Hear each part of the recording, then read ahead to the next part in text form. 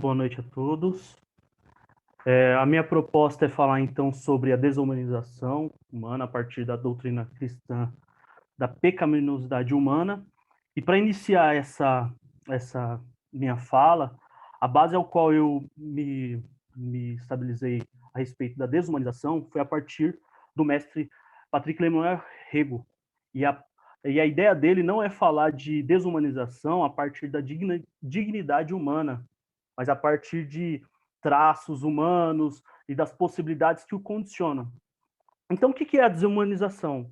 É o ato de tentar desumanizar ou extrair a humanidade de alguém, de tirar ou de atribuir coisas a esse humano que não o condicionem a ser um humano.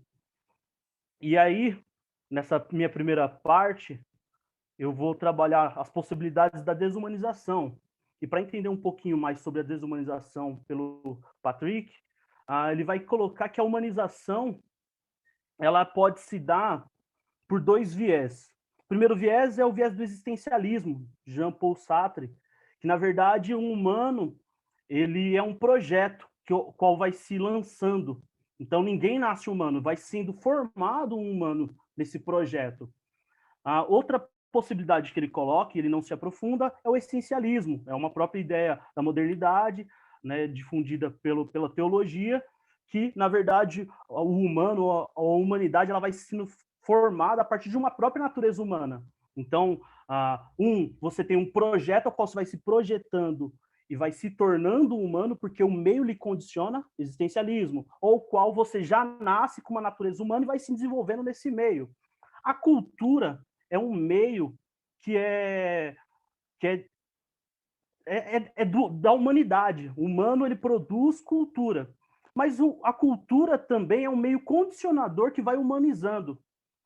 Então, a partir da cultura tem a comunicação, onde na comunicação pode ser transmitido valores, hábitos, normas, histórias. E dentro dessa comunicação há discursos, algo que mostra os valores, mostra aquilo que o indivíduo tem, aquilo que ele pensa, aquilo que ele tem dentro de si.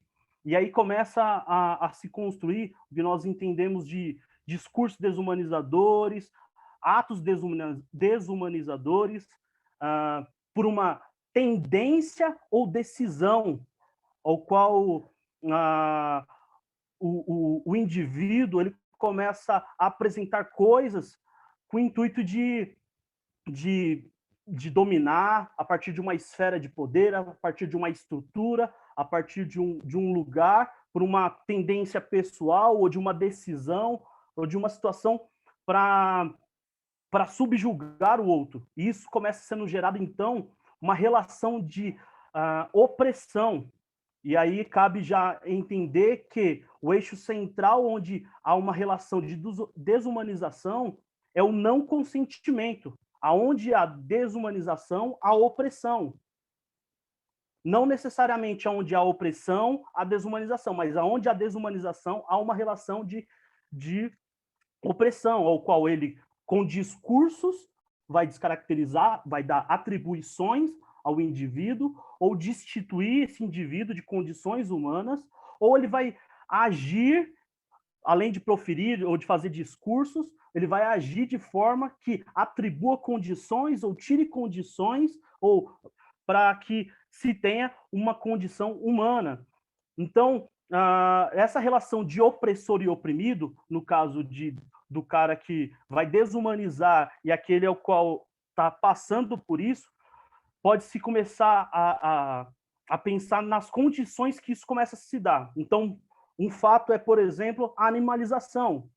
Um ato de desumanizar é animalizar um sujeito, dando ou atribuições animalescas a ele, como atos de racismo, ao qual eu atribuo a um indivíduo como macaco, jogo banana, eu tento colocar nele condições ou tirar a condição racional. Ele não pensa como racionalizar, é uma condição humana, então ele não tem uma racionalidade, então eu implico nele condições animalescas para subjugar ele, para oprimi-lo, para fazer condições sobre ele. Pior do que a animalização, vem também a coisificação, um termo também que foi desdobrado na própria condição do escravo romano, que é a figura do homo sacer, que o escravo ele não tinha nem a condição de direito civil. Então, o escravo ele é coisificado, ele não é uma pessoa, ele não é um humano, ele é um objeto, o fim dele é um fim utilitarista. Então, todo meio qual eu utilizo ele é para um fim particular meu, para uso e fruto, não dando condições para ele ter uma vivência. Se eu dou condições, é para que esse produto continue tendo uma manutenção de vida. E caso eu jogue fora ou numa condição de avaria, ele não tem direito sobre si. Outro indivíduo opressor tem a condição de pegá-lo para si e utilizá-lo, fazendo que até mesmo em outras condições, um animal tenha uma melhor condição do que um sujeito que foi desumanizado e coisificado, objetificado. Outra condição dentro da desumanização é a demonização, ao qual atribuo condições metafísicas ou demonizo o oprimido com o intuito, talvez, de catequizá-lo ou de eliminá-lo, ato bem que aconteceu na colonização. Outra forma, e aí Lemuel vai usar a Chimamanda Ngozi, é a história única, o qual, a partir de um discurso, a partir de um olhar, eu só fortaleço um aspecto da história, e fortaleço esse aspecto da história, evitando que outras histórias, outros perfis, outras atribuições que um povo tenha, possa acontecer. Então, eu dissemino essa cultura de massa a partir de uma única história, ao qual eu transmito que tais povos não são demônios, são animais, são feras, e isso eu tenho uma hegemonia cultural para subjugar a outra cultura. Então, a partir daí eu dou a desumanização. E agora eu quero partir para a pecaminosidade humana, porque pecado é um termo da teologia. No meio comum, vai falar sobre na ética, vai falar sobre mal, mas o pecado é um mal. Deus é um Deus absoluto e bom. Deus não produz mal. Deus não coloca uma condição mal para ninguém, ele não tendencia ninguém ao mal. E a sua criação é boa e muito boa. Assim vai dizer o relato de Gênesis, sendo ele literal ou metafórico, mas ele vai trazer uma condição de um ensino. E a sua criação. Então, sua criação é muito boa. Ele vai dizer no relato de Gênesis. Essa criação ao qual ele diz, no caso, o humano, vai nascer com duas condições que ele vai dizer em Gênesis 3, né? Em Gênesis, que ele é imagem e semelhança. A imagem já atribui até a própria condição de humanidade, que é a racionalidade, que é diferente de um animal. Um animal não é um animal racional. Ele tem uma virtude moral, ao qual ele pode julgar e agir. A semelhança está muito mais atrelado, e é discutido isso na patrística, a respeito da eternidade, ao que o homem perde, e agora ele está numa condição de morte, ao qual ele se separa de Deus.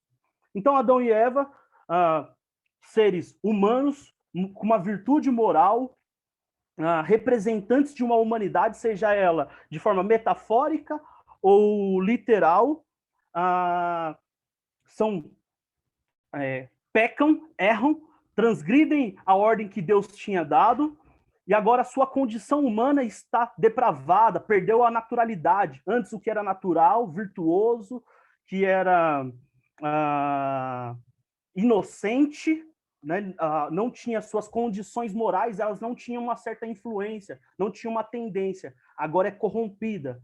Toda a condição humana agora está corrompida.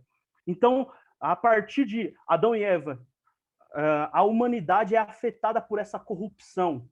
E aí podemos ver já nos tópicos subsequentes de Gênesis, Caim e Abel já cometendo o pecado, sendo que o próprio Deus tinha falado que se ele resistisse ao pecado, ele não agiria de tal forma, porque ele tinha a condição de julgar e agir, mas a tendência, e ele se sujeitou a essa tendência e agiu matando. E aí você vai ver Lameque. Então, na história bíblica, vai vendo essa construção onde o pecado vai se desdobrando. Mas meu tópico não é falar somente disso. Então, o pecado ele é um mal. E como que esse mal se dá no indivíduo? Então, a partir de Dr. Kuhlman, vamos pensar, Kuhlman e do Emil Erickson, eu sintetizei em 2 tópicos, que é a desobediência a Deus, que é as transgressões, todo sujeito, ele transgride a Deus, e também a destituição de Deus, é tirar Deus da onde ele devia estar, que é o centro do homem. O homem viver para Deus, seguir as normas de Deus, fazer o bem, correr diante de Deus. Então, o homem transgride as ordens de Deus, o homem é tendencioso ao mal, o homem coloca qualquer outra coisa no lugar de Deus em si. E esse pecado, esse ato pecaminoso, essa tendência humana do pecado, ele tem consequências no humano, como a poluição, ao qual do homem agora tendencioso ao mal, dos seus pensamentos, a racionalidade é afetada. Lembrando que ele ainda pode julgar e agir e tomar decisões próprias, mas ele é afetado, ele tem uma tendência. Ele também tem uma tendência como consequência pessoal a ter uma perversão, onde ele rapidamente pode trocar sistemas éticos de bom para mal, por causa dessa tendência. Também a paralisia, ao ver coisas erradas acontecendo e deixar fluir essas coisas erradas, porque ele está paralisado, o seu senso ético começa a ser paralisado, travado. A escravidão, ele começa a ficar sujeito desse ciclo vicioso de pecado, vivendo e refazendo. Outra consequência que pode estar é a miséria, o estado de miséria que o pecado pode gerar, onde o prazer e a dor correm junto, onde não há mais esse estado humano de equilíbrio, de inocência. Agora a miséria faz com que o homem busque de forma idolátrica ou de transição, buscar o máximo do prazer ou o máximo do poder, e no fim acaba se deparando com uma destruição ou com algo que lhe traga algum mal. Ele é carregado por uma culpa, a inocência tirou e deu lugar à culpa. E por fim, a morte. Agora, aquilo que foi tirado da semelhança que era a eternidade, agora reside a morte. O homem está definhando, a humanidade está definhando, por causa das consequências que o pecado tem. Com isso, eu vou atrelar agora o pecado e a desumanização. Todos os humanos estão em pecado. Toda geração está em pecado e é tendenciosa ao pecado. Então, o transgressor, o opressor, as pessoas elas podem usar da desumanização. E quando elas fazem isso, elas quebram a lei de Deus, que é amar ao próximo, que a gente desdobra em Jesus Cristo, nos ensinos de Paulo, de João. E sempre contra aquele que não há consentimento. Então, o escravo, ele não dá consentimento. E o outro, sem amor, vai e faz aquilo que é contra a lei de Deus, contra as ordens de Deus, contra o estatuto estabelecido por Deus, contra a medida que Deus dá, contra a ordem que Deus coloca para uma organização, não só social, mas moral, espiritual, de santidade, de convivência. Ele transgride isso e faz atos vis contra o oprimido.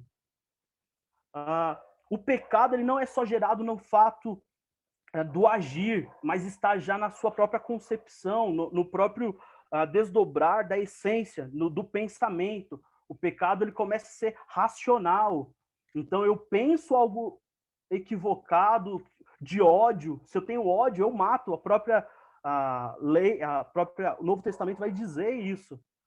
Então, a racionalidade começa a gerar questões que eu já peco na mente. Mesmo que eu não haja de forma errada, mesmo que eu não desdobre um ato vil, aquilo que eu já pensei de ódio contra o outro, eu já estou pecando. Até eu cumprir a lei de forma que não seja para estabelecer a ordem de Deus e Deus esteja no centro, seja apenas para me promover, eu já estou destituindo Deus do lugar onde ele deveria estar. Então, aquele que desumaniza, ele, mesmo que ele não haja, mas ele pense que aquele ser é um ser que é entre aspas, me entendam todos que estão me ouvindo, que a pessoa que é um homossexual é um viado, que é uma condição animal, e como toda a história da matança animal, eu devo atribuir ele ódio. E esse ódio, se eu não o mato, como tem em larga escala, eu execreto, eu boto ele de lado. ou sou indiferente quando alguém tenta exercer o mal contra essa pessoa. E aí entra o pecado por comissão, ao qual eu emito aquilo que é errado contra ele, qual eu faço mesmo que é errado, que é bater, espancar, eu desumanizo, eu coloco condições nele, que são condições não humanas, ou retiro essas condições que não são humanas, coisifico ele, ou demonizo ele, e faço aquilo que é vil, ou eu me emito, eu fico omisso dessa situação, ao pecado da omissão, ao qual eu vendo que devo fazer o que é justo, o que é verdadeiro, o que é correto, o que é justo perante Deus e as suas ordens, e eu me coloco de lado. Então não adianta só o opressor, que vai desumanizar o oprimido, ele age e escraviza esse oprimido. Aquele que fala assim, eu não tenho nada a ver com isso, eu não posso fazer nada por isso, e não faz, ele está sendo omisso diante da condição que ele pode agir contra essa situação. Então, e quero colocar também a questão da destituição de Deus. Então, facilmente, pela destituição de Deus, você pode colocar um status de idolatria dentro de si, pode colocar um líder, uma ideologia. E aí cabe também lembrar o próprio fato do nazismo, ao qual Hitler estava acima de tudo, a proposta nazista estava acima de todos, os judeus eram tratados como sub-humanos, como fezes, e assim o discurso era para ter uma humanidade melhor, o discurso era para ter uma superioridade humana, devemos fazer tais atos vis. Então, a consequência do pecado no opressor é que ele está poluído por esse mal. O opressor está poluído, os sentimentos dele estão mal. Ele está escravizado, ele continua perpetuando o poder e fortalecendo essa estrutura de poder de pecado, pela escravidão que o pecado o coloca, né, e o deixa. O estado de miséria ao qual ele consegue fazer a máxima do terror sobre a pessoa e ainda assim dar risada sobre esse fato. Ele perverte aquilo que é ruim, aquilo que era bom, cuidar, amar, dar condições que deveria ser semelhante a ele muda isso pelo poder, facilmente, e continua se perpetuando. As consequências, elas se emaranham, elas começam a ficar misturadas. Então, como minhas considerações finais, a desumanização ela toma formas diferentes, mas seu fim é um mal, é um pecado. Aquele que desumaniza ele está pecando contra o oprimido. A humanidade ela está intimamente inclinada ao mal. Todos nós temos a potencialidade de desumanizar e pecar, né? E pecar e agir contra. E isso cabe muito em tempos de escola, o qual nós já fizemos bullying, colocando tais condições a alguém e depois oprimimos ele. Isso está mais comum do que imaginamos. Todo aquele que desumaniza peca, porém, ele tem uma decisão moral, ele consegue discernir, ele tem uma certa inclinação a fazer o mal, mas isso não tira a responsabilidade moral, a responsabilidade civil. Ele não pode dizer que ele faz tais coisas porque é o pecado que condiciona ele a essas coisas. O pecado só explica, ajuda a explicar e entendermos esse processo, mas não o justifica. E aí eu concluo a minha fala.